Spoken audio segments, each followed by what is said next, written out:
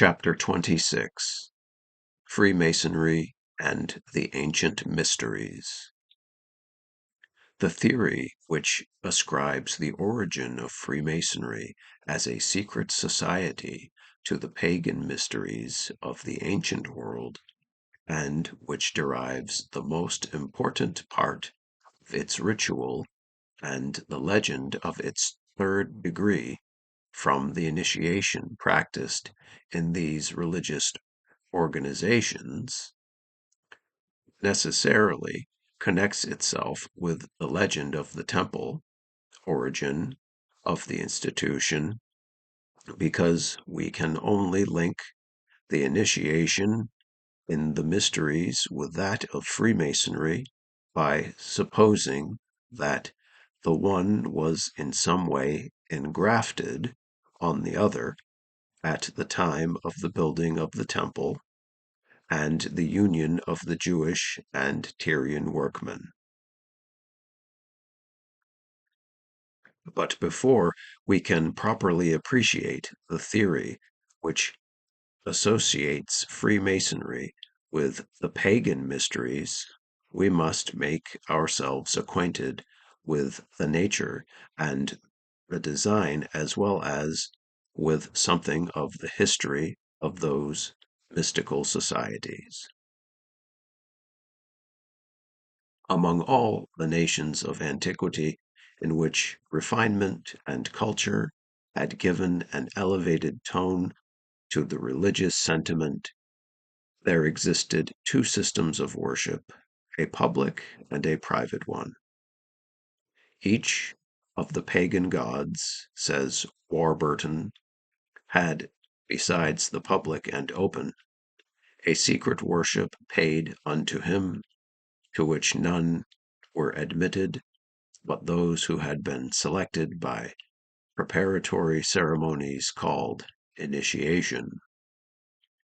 This secret worship was called the mysteries. Footnote: Divine Legation of Moses, B1, Section 4, page 193.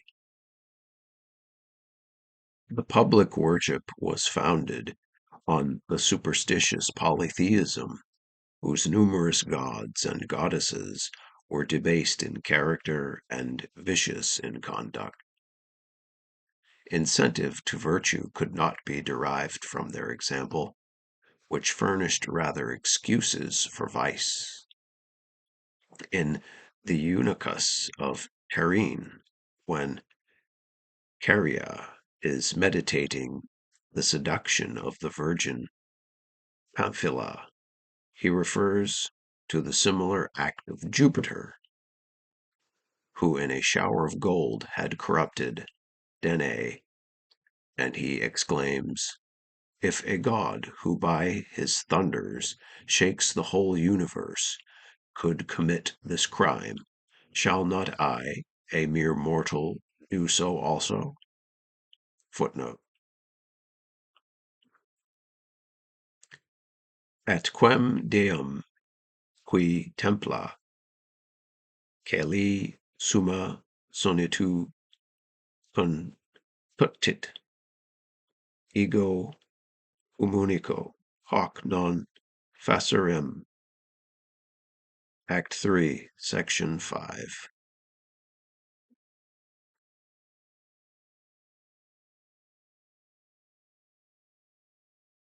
Plautus, Euripides, and other Greek and Roman dramatists and poets repeatedly used the same argument in defense of the views of their heroes, so that it became a settled principle of the ancient religion. The vicious example of the gods thus became an insuperable obstacle to a life of purity and holiness. Footnote: Warburton, Divine Legation, B. 2, Section 4.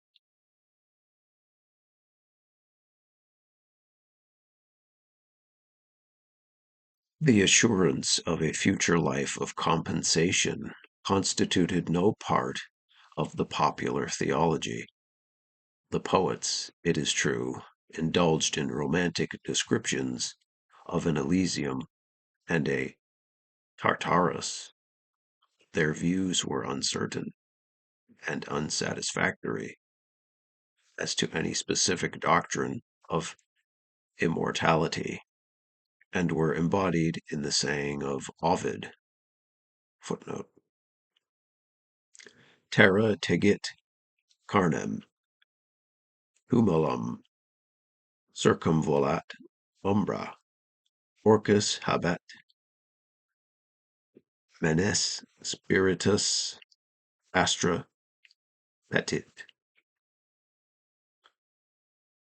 That of the four elements which constituted the human organization, the earth covers the flesh, the shade flits around the tomb, the spirit seeks the stars. Thus did the poet express the prevalent idea that the composite man returned after death to the various primordial elements of which he had been originally composed. In such a dim and shadowy hypothesis, there was no incentive for life, no consolation in death.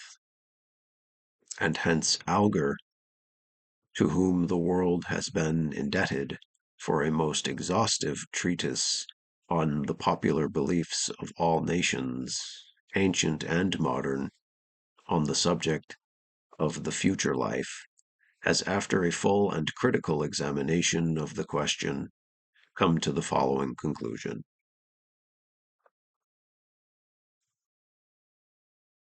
To the ancient Greek in general, death was a sad doom. When he lost a friend, he sighed a melancholy farewell after him to the faded shore of ghosts. Summoned himself, he departed with a lingering look at the sun and a tearful adieu to the bright day and the green earth. To the Roman, death was a grim reality. To meet it himself, he girded up his loins with artificial firmness. At its ravages among his friends, he wailed in anguished abandonment. To his dying vision, there was indeed a future, but shapes of distrust and shadow stood upon its disconsolate borders. And when the prospect had no horror, he still shrank from the poppied gloom. Footnote. Critical History of the Doctrine of a Future Life, page 196. Yet, as each nation advanced in refinement and intellectual culture, the priests, the poets, and the philosophers, footnote. Many of the philosophers were, however, skeptics. The Stoics, for instance, and they were the leading sect, denied the survival of the soul after the death of the body, or, if any of them conceded its survival, they attributed to it only a temporary duration before it is dissolved and absorbed into the universe. Seneca, Trodes 1, 397, says there is nothing after death, and death itself is nothing. Post mortem nihil est, ipseque mors nihil.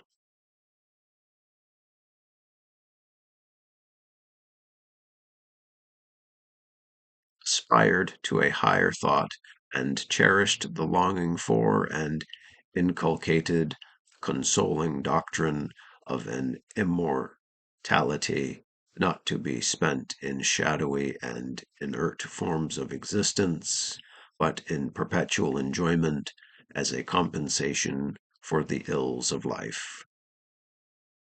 The necessary result of the growth of such pure and elevated notions must have been a contempt and condemnation of the absurdities of polytheism. But as this was the popular religion, it was readily perceived that any open attempt to overthrow it and to advance publicly opinions so antagonistic to it would be highly impolitic and dangerous. Whenever any religion, whether true or false, becomes the religion of a people, whoever opposes it, or ridicules it, or seeks to subvert it, is sure to be denounced by popular fanaticism and to be punished by popular intolerance. Socrates was doomed to drink the poisoned bowl on the charge that he taught the Athenian youth not to worship the gods, who are worshipped by the state, but new and unknown deities. Jesus was suspended from the cross because he inculcated doctrines which, however pure, were novel and obnoxious to the old religion of his Jewish countrymen. The new religious truths among the pagan peoples were therefore concealed from common inspection and taught only in secret societies, admission to which was obtained only through the ordeal of a painful initiation, and the doctrines were further concealed under the veil of symbols, whose true meaning the initiated only could understand. The truth, says Clemens of Alexandria, was taught involved in enigmas, symbols, allegories, metaphors, and tropes and figures. Footnote. Dromat. Lib. 5, page 658. The secret associations in which the principles of a new and purer theology were taught have received in history the name of the mysteries.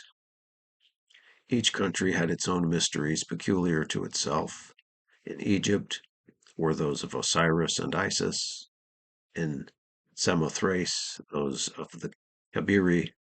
In Greece, they celebrated at Eleusis, near Athens, the mysteries of Demeter. In Syria, of Adonis. In Phoenicia, of Dionysus. And in Persia, those of Mithras, which were the last to perish after the advent of Christianity and the overthrow of polytheism. These mysteries, although they differed in name and in some of the details of initiation, were essentially alike in general form and design. Their end, as well as nature, says Warburton, was the same in all, to teach the doctrine of a future state. Footnote. Divine Legation, B1, Section 4, page 194. Auger says, the implications of the indirect evidence, the leanings and guidings of all the incidental clues now left us as to the real aim and purport of the mysteries combine to assure us that their chief teaching was a doctrine of a future life in which there should be rewards and punishments. Footnote. Critical History of the Doctrine of a Future Life, page 454.